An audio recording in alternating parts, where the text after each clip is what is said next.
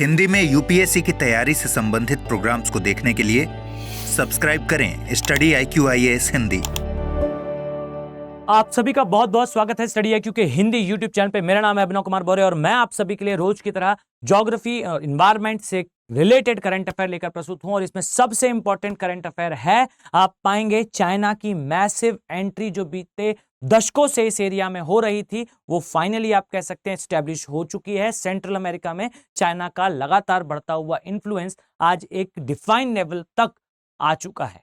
आप पाएंगे कि वो एरिया सेंट्रल अमेरिका का जिस पे एक समय पर आप पाएंगे, ये सेंट्रल अमेरिका का पार्ट है, ऊपर आपको यूएसए दिखाई देगा, यहां नीचे मैक्सिको है, यहां Guatemala, Salvador, Nicaragua, Costa Rica, Panama और बेलिंग्स, ये जो है देश आपको दिखाई देते हैं। सेंट्रल अमेरिकन नेशन है और इससे संबंधित मैंने मैपिंग भी आपको करा रखी है। और याद रखिए ये अब न्यूज में भी है, तो आपको ये पूरा एरिया जो है वो ठीक से पता होना चाहिए।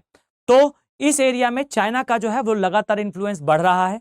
क्या कारण है कि जैसे एक क्षेत्र में, जैसे एक एरिया में जहां यूएसए की हेगेमनी चलती हो, जहां यूएसए का वर्चस्व चलता हो, वहां चाइना को इतनी थॉरो एंट्री मारने की ऐसी कौन सी आवश्यकता पड़ी कि बीते दशकों में बिलियंस ऑफ डॉलर का इन्वेस्टमेंट और इतना सारा खर्च करके चाइना इन देशों के अंदर प्रवेश करने का प्रयास कर रहा है। तो इसके कारण को आइए समझने का प्रयास करते हैं। और सच बात बताऊं तो इसका कारण बिल्कुल सीधा सीधा है। पहले तो आप इसे देखें तो आप इसे बेहतर तरीके से समझ पाएंगे। अलग अलग न्यूज़पेपर में आर्टिकल्स आए, चाहे वो द डिप्लोमेट हो जहां कहा गया कि चाइना जो है रैपिडली ग्रो कर रहा है, सेंट्रल अमेरिका के पार्ट में चाहे इकोनॉमिक टाइम्स में आया हुआ आर्टिकल हो that China is growing their influence in that area, चाहे फिर वो जो है वो अन्य अखबारों में आई हुई हेडलाइंस हो जो ये बताती हैं कि इस एरिया में चाइना कंटिन्यूसली अपना इन्फ्लुएंस बढ़ा रहा है। अब न्यूज तो हमें समझ में आई कि भाई चाइना इन्फ्लुएंस बढ़ा रहा है, पर चाइना इन्फ्लुएंस बढ़ा क्यों रहा है, इसका कारण समझिएगा कि सबसे बड़ा रीजन है चाइना वांट्स के वर्ल्ड ये एक्सेप्ट करे कि there is only one China in world. विश्व में केवल एक ही चाइना है।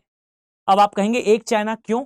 तो भाई रियलिटी ये है कि जो ताइवान आपको दिखाई देता है, इस ताइवान का ओरिजिनल नाम है रिपब्लिक ऑफ चाइना, यानी कि Taiwan is actually Republic of China, और जिसे हम चाइना कहते हैं वो चाइना है पीपल्स रिपब्लिक ऑफ चाइना। अब प्रॉब्लम यह है कि जो सेंट्रल अमेरिकन नेशंस थे वो एस्टेब्लिशमेंट के साथ ही यूएस अलाइन थे और इनमें यूएसए का इन्फ्लुएंस था, और यही कारण है कि ये नेशन जो है वो रिकॉग्नाइज करते थे ताइवान को एज अ सेपरेट नेशन और इंडिपेंडेंट स्टेटस। अब यह समस्या थी और समस्या का समाधान जो है वो शी जिनपिंग ने निकाल ही लिया। रिसेंटली अगर मैं कहूं तो सेल्वाडोर में जो चाइना है, इन्होंने 50 मिलियन का इन्वेस्टमेंट करा, और इन्वेस्टमेंट नहीं है ये सीधा सीधा दान है। एक प्रोजेक्ट का जो है पैसा पेड करा है, एक बड़ी सी बिल्डिंग बनाई गई थी, उसका कॉस्ट पे करा है बेसिकली चाइना ने। ये सेल्वाडोर का ये जो है वो इन्वेस्टमेंट है। यही मैं आपको बताऊं तो यहाँ के प्रेसिडेंट के जो आप कह सकते हैं रिलेटिव्स थे, वो एक बार विजिट भी करने गए चाइना, और ये सब दिखाता है कि ये एरिया काफी ज्यादा जो है वो चाइना के लिए इंपॉर्टेंट है और चाइना इसमें इंटरेस्ट भी शो कर रहा है। अब चूंकि ये रिकॉग्नाइज कर रहे थे ताइवान को, चाइना ने धीरे धीरे करके एक एक नेशन के साथ जो है अपना गेम खेलना स्टार्ट करा और अपना लोन पॉलिसी देना स्टार्ट करा। अब इस चीज को समझिए कि आप यहां पर देख पाएंगे कि पहले यूएसए का यहां पर वर्चस्व था, धीरे धीरे करके चाइना ने क्या क्या कार्य करे तो आपको मैं बताऊं तो जो निकारागुआ है उसके साथ फ्री ट्रेड एग्रीमेंट साइन करा, पनामा का सेकेंड लार्जेस्ट क्लाइंट बना चाइना, पनामा का जो सबसे बड़ा बैंक है उसके साथ टाई अप करा चाइना ने, चाइना के बहुत सारे बैंक्स जो है वो ओपन हुए, इवन चाइना का सबसे बड़ा बैंक पनामा के अंदर ऑपरेट होना स्टार्ट हुआ, यानी कि उसकी ब्रांचेस और जो है वो एक्सचेंज स्टार्ट हुए। कोस्टारिका के साथ लगभग 3.5 बिलियन का जो इंपोर्ट है वो चाइना करता है, मतलब इंपोर्ट चाइना करता है इस देश में। ये सब कुछ दिखाता है कि चाइना जो समस्या हुआ करती थी कि सेंट्रल अमेरिकन नेशन ताइवान को रिकॉग्नाइज कर रहे हैं, उस समस्या को समाधान चाइना ने परफेक्टली निकाल लिया। यहां आप पाएंगे कि ये कंडीशन है यूएसए की। अब इस चीज को आप और बेहतर तरीके से इस तरीके से समझ पाएंगे कि 2007 से ही ये कहानी स्टार्ट हो चुकी थी, जहां कोस्टारिका ने ये कहा कि 2007 से कि चाइना को जो है वो रिकॉग्नाइज करा जाएगा ना कि ताइवान को। यहां मैं आप सभी के लिए एक नॉलेज की बात बताऊं तो जो सेंट्रल अमेरिकन नेशन है उनकी एक कलेक्टिव पार्लियामेंट है, यानी कि जो सेंट्रल पार्लियामेंट कहलाती है सेंट्रल अमेरिकन नेशंस की, central parliament central American Nations की, जहां आप पाएंगे कि जो सदस्य देश हैं कोस्टा रिका, पनामा और ये सारे देश मिलकर इसमें पार्टिसिपेट करते हैं। और पहले इनके स्टैंड थे प्रो फॉर ताइवान, और एक एक करके पहले कोस्टा रिका, फिर पनामा, 2017 में पनामा ने, 2018 में सेल्वाडोर ने, 2021 में जो है निकारागुआ ने, और आप पाएंगे सेल्वाडोर 2023, और यहां पर 2023 होंडुरस। ये एक इंपॉर्टेंट ईयर रहा चाइना के लिए, जहां लगभग सारे, अगर मैं कहूं तो ग्वाटेमाला और बेलीज, इस देश को छोड़ दें, इन दो देशों को छोड़ दें, तो बाकी के सारे देशों ने जो है वो रिकॉग्नाइज कर लिया that China is China. Taiwan को उनका फेवरेट जो स्टेटस था उससे हटा दिया गया। अब ये कैसे हुआ? तो जैसा मैंने आपको बताया, अलग अलग देश को अलग अलग तरीके से, किसी देश को इंफ्रास्ट्रक्चर के नाम पे, किसी देश को ट्रेड के नाम पे, किसी देश को लोन के नाम पे, चाइना ने जो है वो अपने साइड करा। ये था चाइना का ये कार्य। अब इसे समझिएगा कि ताइवान को as a independent nation recognise करने वाले 12 ही देश अब बचे हैं। वन चाइना पॉलिसी, चाइना ने हर एक कार्य से, चाहे फिर वो लोन पॉलिसी हो, चाहे फिर वो अग्रेसिव पॉलिसी हो, चाहे वो अपने मसल स्ट्रेच करना हो इंटरनेशनल ऑर्गेनाइजेशन में, इनके माध्यम से ताइवान को पूरी तरह से वर्ल्ड लेवल पे आइसोलेट करने का कार्य चाइना ने सक्सेसफुली इस ईयर इस एरिया के माध्यम से जो है वो अचीव कर लिया है। अब एक डायमेंशन ये है।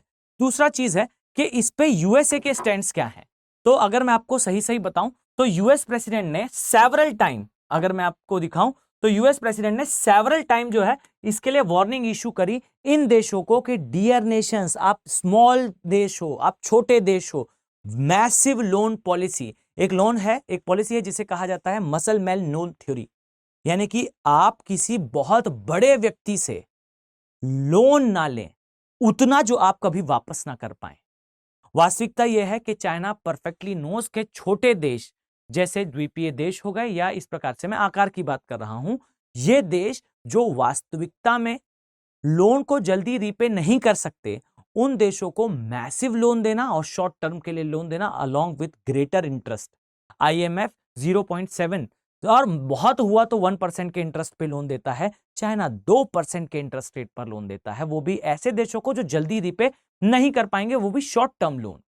इसे कहा जाता है अग्रेसिव लोन पॉलिसी। और इससे चाइना करना क्या चाहता है, इस चीज को समझिएगा कि यहां पर जो आपको देश दिखाई दे रहे हैं, जिसमें जो है वो ग्वाटेमाला को छोड़ दिया जाए तो सेल्वाडोर, निकारागुआ, कोस्टा रिका और पनामा, ये वो देश हैं जिन देशों ने end of the day Chinese influence को एक्सेप्ट भी करा है और प्रमोट भी करा है।